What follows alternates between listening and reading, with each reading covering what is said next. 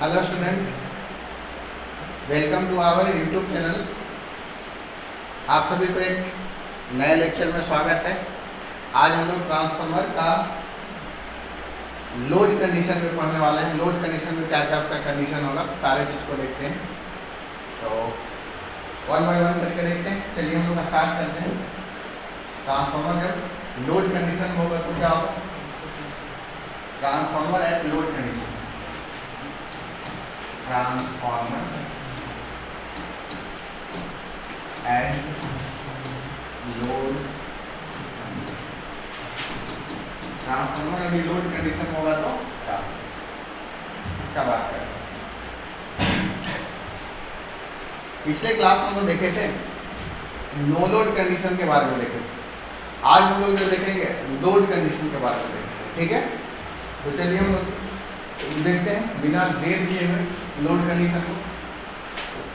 ये मान लीजिए कि आपका ट्रांसफार्मर है ऐसा, इसमें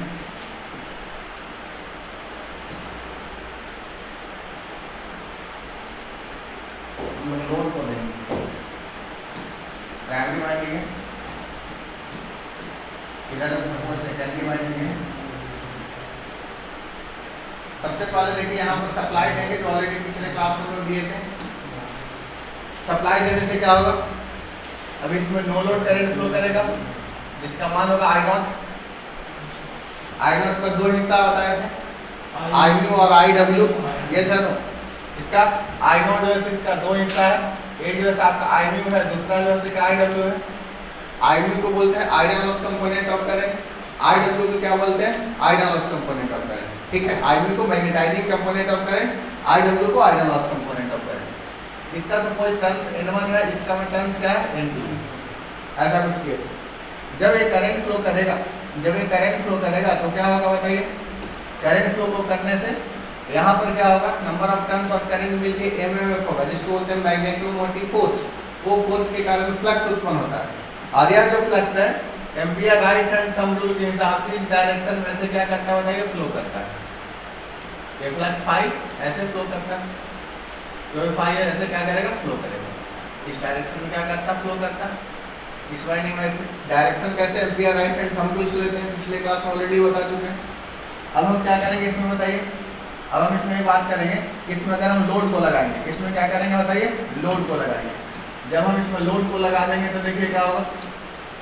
जब हम इसमें लोड को लगाएंगे तो क्या होगा? देखिए लोड लगाएं, लोड लगाएंगे तो ध्यान से देखिए, जब यहाँ पर हमारा वोल्टेज यहाँ पर अप्लाई किए, करंट आई नॉट है, नंबर ऑफ टर्न्स N1 है, E N2 है। जैसे ही हमारा एक फ्लक्स पास किया हुआ तो फैराडे के नियम के हिसाब से यहाँ पर EMF इंड्यूस्ड EMF P1 होगा, और यहाँ पर इंड्यूस्ड EMF क्या होगा बताइए? E2 होगा। ऐसा कुछ। अब E2 है, अभी इसमें करंट फ्लो नहीं कर रहा था जब लोड नहीं था, जिसको नो लोड कंडीशन बोले थे पिछले क्लास में। अब क्या है? इसमें लोड दे दिए, इसमें करंट फ्लो करने लगेगा I2। लोड करंट फ्लो करने लगेगा I2। क्यों? क्लोज पाथ होगा यार, क्लोज पाथ होगा और यहाँ पोटेंशियल डिफरेंस होगा, तो ऑटोमेटिक है कि करंट फ्लो करेगा।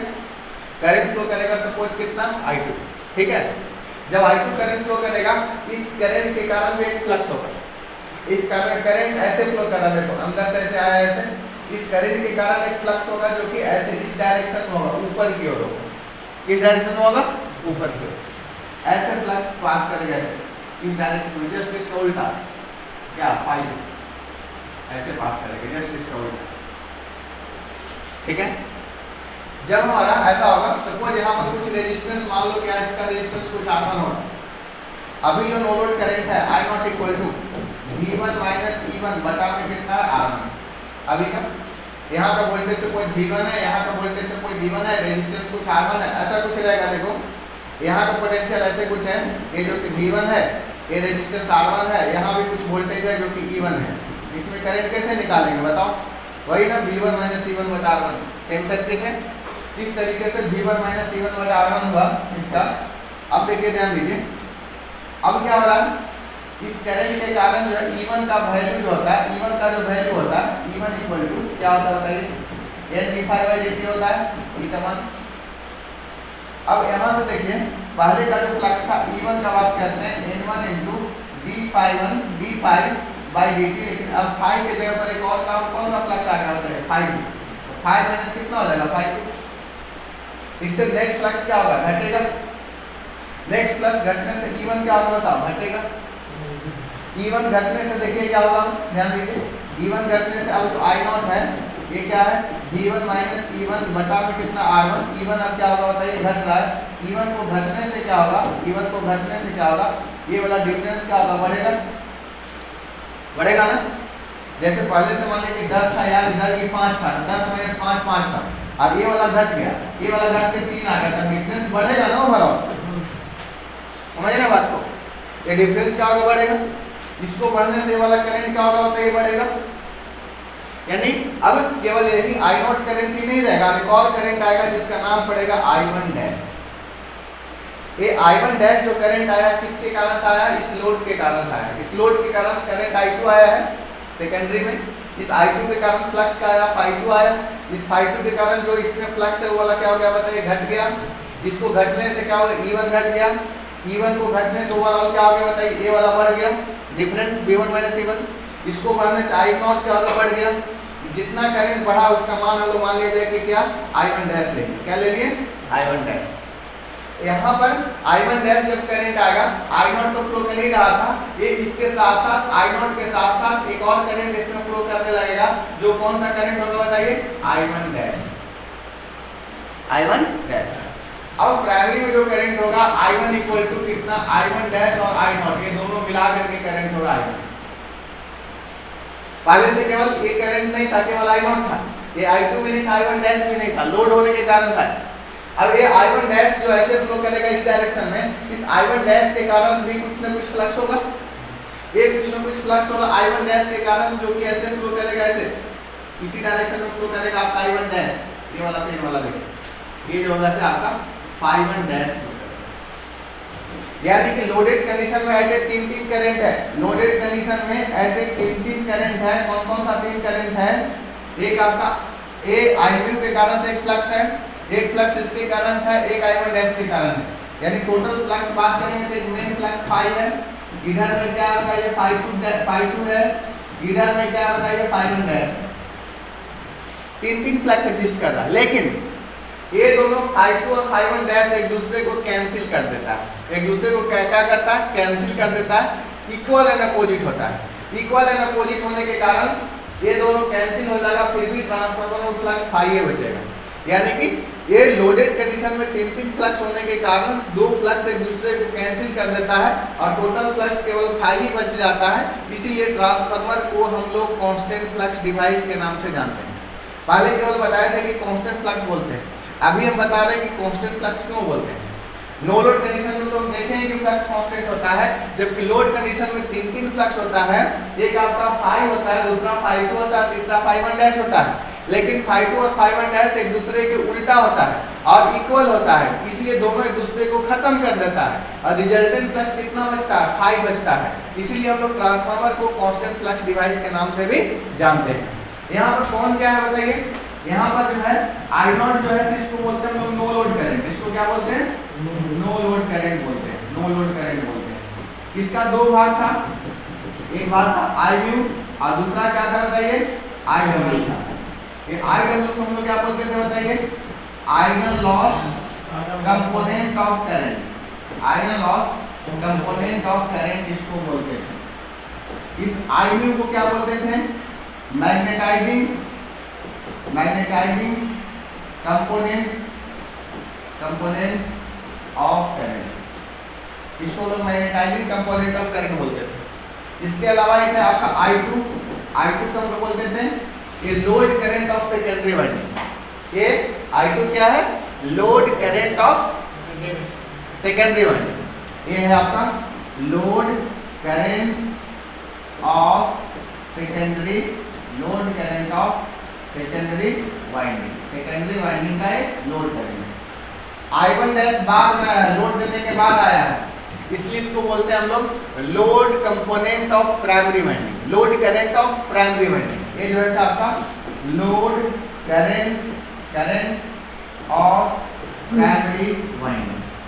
Load current of primary winding.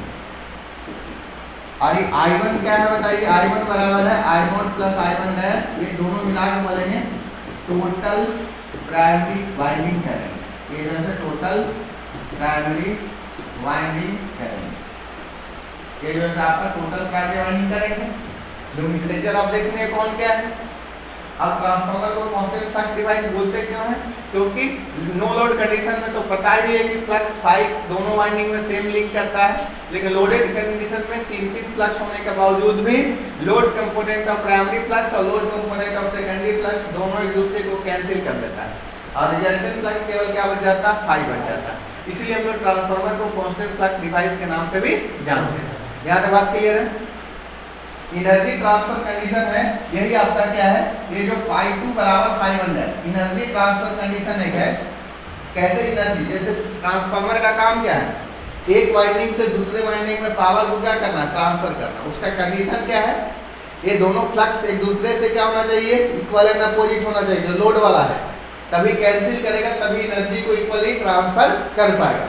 यानी कि अगर हम बात करेंगे कि एनर्जी ट्रांसफर कंडीशन क्या होगा, energy transfer condition, energy transfer condition जो होता है, ध्यान से देखिए, ये जो होता है φ1 डैश जो होना चाहिए φ2 के बराबर होना चाहिए, ये कंडीशन है। और फ्लक्स सबसे पहले समझिए कि फ्लक्स आता कहाँ से है, फ्लक्स कैसे जनरेट होता है। देखिए ध्यान दीजिए, ये जो अगर हम बात करेंगे फ्लक्स का, यहाँ तो फ्लक्स फाई आता कैसे है, मान लो कि फॉर एग्जाम्पल ये कोई कॉइल है, ऐसा मान लिया जाए। एक कॉइल का नंबर ऑफ टर्न्स कितना n है। जब इसमें करंट I फ्लो करवाइएगा, इसमें क्या होगा, एक उत्पन्न होगा MMF, जिसको बोलते हैं मैग्नेटोमोटिव फोर्स। मैग्नेटोमोटिव फोर्स वह फोर्स है जो कि कॉइल में फ्लक्स को जनरेट करता है, जो फ्लक्स को क्या करता है, जनरेट करता है। इसका वैल्यू जो होता है n × I के बराबर होता है। यही n × I के द्वारा हम लोग को क्या होता है, ये फ्लक्स होता है, फ्लक्स जनरेट होता है। यानी डायरेक्टली प्रोपोर्शनल किसका होता है, ये NI के बराबर होता है, ये जो फ्लक्स होता है। यानी कि ये जो है से MMF उत्पन्न हुआ होगा तभी फ्लक्स उत्पन्न हुआ होगा, तो MMF जो है से फ्लक्स तभी उत्पन्न हुआ होगा, MMF बराबर होता है NI। यहाँ ये जो फाई उत्पन्न हुआ होगा ये किसके कारण से हुआ होगा, MMF1 डैश मान लेते हैं, जिसको हम लोग मान लेते हैं MMF2 मान लेते हैं, यानी सेकेंडरी वाइंडिंग का, और MMF डैश मान लेते हैं। मतलब यहाँ पर करंट जो होगा से N1 × I1 डैश के कारण, ये किस करंट के कारण से, I1 dash, I1 dash current के कारण से, और एक किसके कारण से होता है, I2 करंट के कारण से। यहाँ से आप ध्यान दीजिए, यहाँ से हम लोग लिख सकते हैं N2/N1 का जो रेशियो होगा, N2/N1 को इधर ले आएंगे और I2 को इधर लाएंगे, तो क्या बचेगा बताइए, I1 डैश बटा कितना, I2। अभी तक हम लोग एक और फॉर्मूला पढ़े थे, याद कीजिए, ट्रांसफॉर्मेशन रेशियो पढ़े थे। तो ध्यान से देखिए, जो हम पढ़े थे आपका ट्रांसफॉर्मेशन रेशियो, ट्रांसफॉर्मेशन रेशियो का फॉर्मूला पढ़े थे, इसको K से डिनोट करते हैं, किससे, K से। तो K से डिनोट करते थे, K = ध्यान दीजिए E2/E1 था, या क्या N2/N1 था, और अभी जस्ट हम लोग देख लिए कि N2/N1 का जो रेशियो है कितना के बराबर है, I1 डैश बटा में I2। ये जो है क्या है बताइए, I1 डैश बटा में कितना के बराबर है, I2 के बराबर है। तो ट्रांसफॉर्मेशन रेशियो का एक और फॉर्मूला हो गया, I1 डैश बटा में क्या, I2। अब देखिए बहुत सारा बुक में, छोटा छोटा जो बुक है जो आप लोग ITA लेवल का है, तो बहुत सारा बुक में क्या है, I1 डैश के जगह पर डायरेक्टली I लिख दिया है। ऐसा क्यों, ऐसा इसीलिए लिख दिया है, ध्यान से समझिए कि ऐसा इसीलिए लिख दिया है कि हम लोग जानते हैं वी नो, हम लोग ऐसा जान रहे हैं I1 बराबर क्या होता है बताइए, I1 डैश प्लस कितना होता है, I0, I1 डैश प्लस में I0। अब देखिए I0 को हम बता चुके हैं कि लोड कंपोनेंट ऑफ करंट का मात्र 4 से 5% होता है। कितना परसेंट होता है, 4 से 5%, बताए थे पिछले क्लास में। ये जो I0 होता है, सिंस चूंकि जो है I0 is only 4 to 5% of किसका, I1 dash. Load component I1 dash है, I1 डैश का मात्र 4 से 5% होता है, यानी इसके तुलना में बहुत कम है। बहुत कम होने के कारण सो I1 डैश और प्लस I0 को लगभग हम लोग I1 डैश लिख सकते हैं। क्योंकि I1 डैश क्या है बताइए, बहुत कम है, 4 से 5% है। जब ऐसा लिखेंगे तो ये जो I1 डैश को I1 को हम लोग I1 डैश कर देंगे, और जब I1 को I1 डैश कर देंगे यहाँ पर K इक्वल टू क्या हो जाएगा बताइए, इंटू बटा N1 बराबर कितना, E2 बटा E1 बराबर क्या था, I1 डैश बटा I2, और I1 डैश को सिंपली हम लोग लिख सकते हैं I1 बटा कितना, I2, ऐसा लिख सकते हैं। ये फार्मूला बिल्कुल सही नहीं है। सही में आपका कौन सा फार्मूला है बताइए, ये वाला I1 डैश बटा I2, लेकिन उसको क्यों मान लेता है बहुत सारा बुक में, क्योंकि हमारा जो है उसका कैलकुलेशन आसान हो जाए, कुछ बहुत कम मात्रा में होता है, इसीलिए उसको हम लोग मान लेते हैं। क्लियर है? लेकिन रियल में क्या फार्मूला सही है, I1 डैश बटा में I2। क्लियर? यहाँ तक नोट कीजिए आप।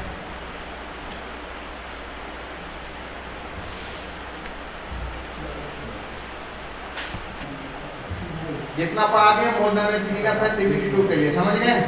तो जितना भी तरह का टेक्निकल एग्जाम आ रहा है, जैसे नवोदय विद्यालय है, उसमें जो टेक्निकल का पूछेगा कोई जरूरत नहीं अलग से पढ़ने का, ठीक है? उसमें सर इलेक्ट्रिशियन का सिलेबस है, टेक्नीशियन से नॉर्मल सिलेबस क्या बोले है, ग्रुप वाला भी है, अलग से भी है। पहले इंग्लिश पूछता है और इंग्लिश हिंदी, हाँ, उसके बाद फिर टेक्निकल भी है, 60 नंबर का भी है, टेक्निकल भी, ठीक है? दोनों है उसमें, ठीक है? उसको ही भरना, उसके लिए टेक्निकल के लिए अलग से तैयारी करने की जरूरत आपको नहीं, मोर देन इनफ है, ठीक है? आप लोग एक्सपीरियंस है 2 साल का, जिनके पास भी 2 साल का एक्सपीरियंस है, नवोदय विद्यालय का भी निकला हुआ भर दीजिए, ठीक है? चलिए तो अब हम लोग देखते हैं, देखिए फेजर डायग्राम का बात करते हैं। Phasor diagram eight load condition. अब थोड़ा सा इधर ध्यान दीजिए, क्योंकि है कंसेप्ट बहुत लंबा चौड़ा। फेजर डायग्राम बढ़िया से नहीं बन पाता है, लेकिन आप इसको बना पाएंगे, ठीक है? देखिए ध्यान दीजिए कैसे होता है फेजर डायग्राम इसका। मान लो कि ट्रांसफार्मर लोडेड है, ये ट्रांसफार्मर है, सपोज इसमें सारे चीज को हम लोग ले लेते हैं। इसमें क्या है सर, ट्रांसफार्मर में देखो वाइंडिंग है, एक वाइंडिंग, इधर में दूसरा वाइंडिंग, लोड है, N1 टर्न्स है, N2 टर्न्स है, इधर क्या होता है, ये सप्लाई है V1, यहाँ पर क्या है V1, यहाँ पर क्या है E2। इसमें 2 तरह का करंट था, I1 बराबर क्या है बताइए, I0 प्लस में कितना I1 डैश, जबकि I0 का वैल्यू आपको पता है, IU प्लस कितना है बताइए, IW, ऐसा कुछ है। इधर में करंट आपको क्या है बताइए, I2 इधर में करंट है, और क्या है बताइए, इसमें जो फ्लक्स है, कितना फ्लक्स है, रिजल्टेंट फ्लक्स जो है आपका फाई है, फाई फ्लो करता है, ठीक है? अब हम क्या करते हैं बताइए, सारे को अगर हम एक फेजर डायग्राम में रिप्रेजेंट करें, एक वेक्टर डायग्राम में रिप्रेजेंट करेंगे, उसी को बोलेंगे वेक्टर डायग्राम या फेजर डायग्राम। तो चलो इसमें क्या होता है, फ्लक्स कांस्टेंट होता है, तो फ्लक्स को हम लोग लेंगे क्या, रेफरेंस। फ्लक्स को क्या लेंगे हम लोग, रेफरेंस ले लेंगे फाई। पिछले क्लास में हम लोग देखे थे सर, क्या देखे थे, यही देखे थे कि ईएमएफ जब इंड्यूस्ड होता है E1 तथा E2, फ्लक्स से 90 डिग्री क्या करता है, लैग करता है। लैग करना मतलब घड़ी के सुई की दिशा में क्या, बाद में, यानी कि ये घड़ी के सुई की दिशा में क्या होगा बताइए, बाद में होगा, घड़ी के सुई की दिशा में बाद में होगा। अब देखिए बाद में कहाँ होगा, ये मान लीजिए कि आपका एक E2 है, ये क्या बताइए आपका E1, ऐसा कुछ। लेंज के नियम के हिसाब से V1 बराबर माइनस E1 होगा, ये V1 बराबर क्या होगा, माइनस E1 होगा। इस ऑलरेडी पिछले क्लास में कल देख चुके थे। अब इसमें 2 करंट है, एक IU और एक IW। IU क्या बोलते हैं, मैग्नेटाइजिंग कंपोनेंट ऑफ करंट। जो क्या होता है बताइए, मैग्नेटाइजिंग कंपोनेंट ऑफ करंट क्या होता है, ये रिएक्टिव होता है। रिएक्टिव मतलब सप्लाई वोल्टेज से 90 डिग्री लैग करेगा। 90 डिग्री लैग करेगा मतलब क्या होगा, इससे 90 डिग्री लैग करेगा तो किस डायरेक्शन में होगा, कुछ इस डायरेक्शन में होगा, इस डायरेक्शन में होगा IU। ये मान लीजिए कि IU है। IW किस डायरेक्शन में होगा, इसके साथ एक्टिव कंपोनेंट है, सेम डायरेक्शन में होगा IW से छोटा होता है, IU बड़ा होता है। ये 1 से 2% होता है, 3 से 4% होता है। ये दोनों का vector resultant parallelogram losses, vector resultant जो होता है आई नॉट होता है। ये क्या होगा बताइए, आई नॉट आपका हो गया। क्लियर। अब देखिए ये लोड देखिए दो चीज हो सकता है कि लैगिंग या लीडिंग। जब हम एसी सर्किट पढ़ेंगे तो वहां पढ़ेंगे लैगिंग क्या होता है, लीडिंग क्या होता है, डिटेल। तो ये लैगिंग कहने का मतलब है लोड हम लोग मान लीजिए सपोज कैसा लोड है, लैगिंग लोड। लैगिंग मान लीजिए, लैगिंग मतलब इसका जो वोल्टेज होगा और करंट में जो रिलेशनशिप होगा वो क्या होगा बताइए, करंट जो होगा से लैग करेगा। लैग करेगा मतलब घड़ी की सुई की दिशा में क्या होगा, बाद में होगा। आइडियल कंडीशन में E2 बराबर जो होता है से V2 होता है। इससे लैग करने का मतलब है, इससे लैग करने का मतलब है ये जो I2 जो होगा से कुछ इस डायरेक्शन में होगा, V2 से इधर होगा I2, इस दोनों के बीच एंगल कितना होगा, ∅2। और अभी हम लोग जस्ट पढ़े थे K बराबर देखो क्या पढ़े थे, I1 डैश बटा में कितना I2। यहाँ से आप बताइए कि आप पढ़ सकते हैं I1 डैश का मान होगा कितना, K × I2, यानी I1 डैश जो होगा से K × I2 के बराबर होगा। और I1 डैश और I2 दोनों एक दूसरे का क्या उल्टा है, तभी तो दोनों के कारण फ्लक्स उल्टा होता है। अगर I2 इस डायरेक्शन में है I1 डैश किस डायरेक्शन में होगा बताइए, इस डायरेक्शन में I1 डैश होगा। और ये I1 डैश का मान कितना होगा, K × I2 के बराबर होगा। और ये I0 और I1 डैश को अगर हम जोड़ देंगे तो क्या मिलेगा, I1। हम लोग वेक्टर को ऐसा जानते हैं कि वेक्टर को पैरेलल शिफ्ट करने से इसका सेहत पर कोई परिवर्तन नहीं पड़ता, यानी जैसा वेक्टर पहले था वैसा ही रहेगा। तो देखो ये जो वेक्टर है, इस वेक्टर को अगर हम पैरेलल में अगर हम शिफ्ट कर दें तो कोई दिक्कत नहीं है। देखो इसको हम देखो पैरेलल शिफ्ट कर दे रहे हैं, ये क्या रहेगा, I1 डैश रहेगा। इसको हम पैरेलल शिफ्ट कर दे रहे हैं, ये वाला क्या रहेगा, I0 ही रहेगा। और ये दोनों का जो रिजल्टेंट होगा ये क्या होगा बताइए, I0 होगा। ऐसा समझ में आया कि नहीं आया, आ गया। ये क्या हो गया, कंप्लीट फेजर डायग्राम। ये जो है से ये V1 और I1 के बीच एंगल जो होगा उसको क्या पढ़ेंगे हम लोग, ∅1। और ये क्या बताइए, ∅2। फेजर डायग्राम बन गया कि नहीं, बन गया। देखने में कितना कॉम्प्लेक्स लग रहा है, लेकिन समझ गए तो रियल में इतना कॉम्प्लेक्स है नहीं। ठीक है, नहीं समझने में पता नहीं चलेगा कि क्या है, आप ही के सामने बनाए हैं। ठीक है, अब इसके अलावा देखिए इसमें क्वेश्चन कैसे पूछेगा। क्वेश्चन इसमें कैसे पूछेगा, क्वेश्चन है ऐसा, देखिए क्वेश्चन है यदि क्वेश्चन है यदि लोड साइड के पावर फैक्टर को, लोड साइड के पावर फैक्टर को क्या किया जाए, इंक्रीज किया जाए। क्या किया जाए, इंक्रीज किया जाए। इंक्रीज करने पर प्राइमरी साइड का पावर फैक्टर, प्राइमरी साइड का पावर फैक्टर पर क्या प्रभाव पड़ेगा, प्राइमरी साइड पर क्या प्रभाव पड़ेगा, यही क्वेश्चन में। तो अब देखिए ध्यान दीजिए, ऑप्शन नंबर ए है सर इंक्रीज करेगा, बढ़ जाएगा। ऑप्शन नंबर बी है डिक्रीज करेगा। ऑप्शन नंबर सी है आइदर इंक्रीज, बढ़ भी सकता है, आइदर इंक्रीज कर सकता है, और क्या कर सकता है बताइए, डिक्रीज कर सकता है। और डी ऑप्शन है रिमेन्स सेम। क्या हो सकता है बताइए, रिमेन्स सेम, यानी कि जितना है उतना ही है, या फिर कुछ कहा नहीं जा सकता कि क्या हो। ठीक है, तो आपके समझ से क्या होना चाहिए। चलो हम फेजर डायग्राम पर आते हैं। फेजर डायग्राम पे आते हैं। क्वेश्चन आपका है लोड साइड मतलब क्या हुआ, सेकेंडरी साइड। सेकेंडरी साइड के पावर फैक्टर को क्या कर रहे हैं, बढ़ा रहे हैं। सेकेंडरी साइड के पावर फैक्टर को बढ़ाने से प्राइमरी साइड के पावर फैक्टर क्या फर्क पड़ेगा, यही क्वेश्चन में पूछा गया है। सेकेंडरी का पावर फैक्टर बढ़ाने से प्राइमरी साइड का बढ़ेगा, घटेगा, बढ़ भी सकता है, घट भी सकता है, या सेम रहेगा। बता सकते हैं आंसर कैसे, कोई प्रभाव नहीं पड़ेगा। इन दोनों का आंसर कोई प्रभाव नहीं पड़ेगा। आपका घटेगा, आपका सर 3 आदमी में कोई प्रभाव, आपका सर डिक्रीज करेगा, 2 आदमी डिक्रीज में। आप क्यों नहीं प्रभाव पड़ेगा कुछ ये बता सकते हैं।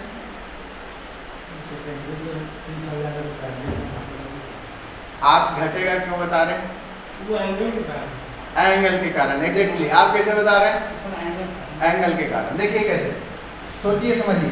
देखिए सेकेंडरी साइड का पावर फैक्टर है जिसको हम लोग बोल रहे हैं क्या, cos phi 2। cos phi 2 को हम लोग क्या कर रहे हैं बताइए, घटा रहे हैं। बढ़ा रहे हैं कि घटा रहे हैं? बढ़ा रहे हैं, इसको बढ़ा रहे हैं। अगर हमारा cos का मान बढ़ता है यानी कि उसका एंगल का मान क्या होगा, घटेगा। यही होगा ना, cos का मान हमारा बढ़ रहा है मतलब एंगल घटेगा। cos का ग्राफ कैसा होता है बताओ तो?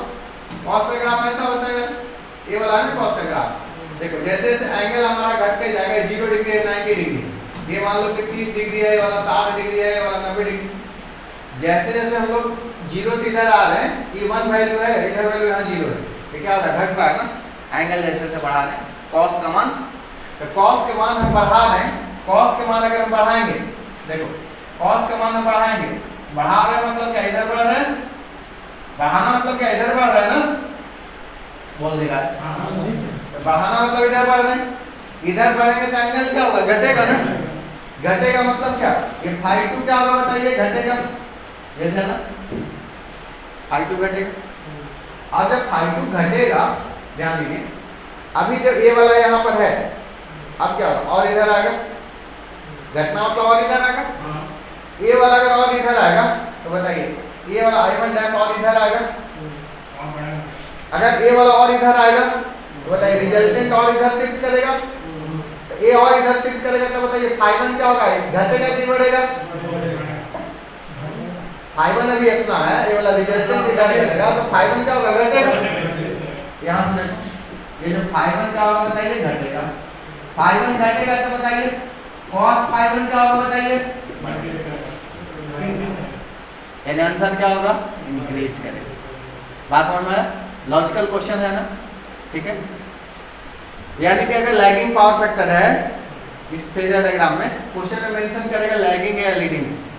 अगर कुछ नहीं मेंशन करेगा तो आपको समझना है कि लैगिंग है, ठीक है। यानी कि लैगिंग में अगर हमारा पावर फैक्टर को अगर हम सेकेंडरी का बढ़ा रहे हैं तो सेकेंडरी का जो पावर फैक्टर एंगल है वो घटेगा।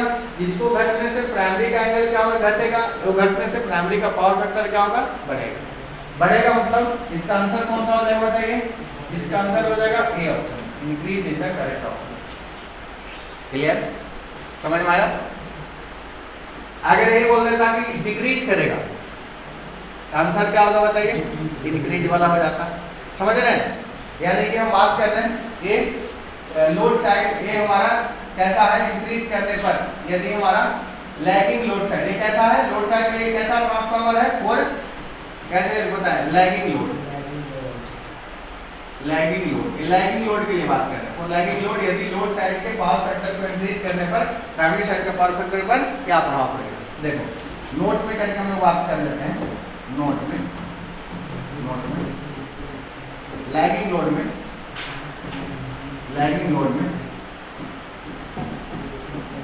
सेकेंडरी का पावर फैक्टर को बढ़ाने से प्राइमरी का पावर फैक्टर भी, प्राइमरी साइड का पावर फैक्टर भी बढ़ेगा। क्या होगा बताइए, बढ़ेगा। लीडिंग लोड पर क्या होगा, लीडिंग लोड में प्राइमरी साइड का, सॉरी लीडिंग लोड में उल्टा हो जाएगा जस्ट इसका।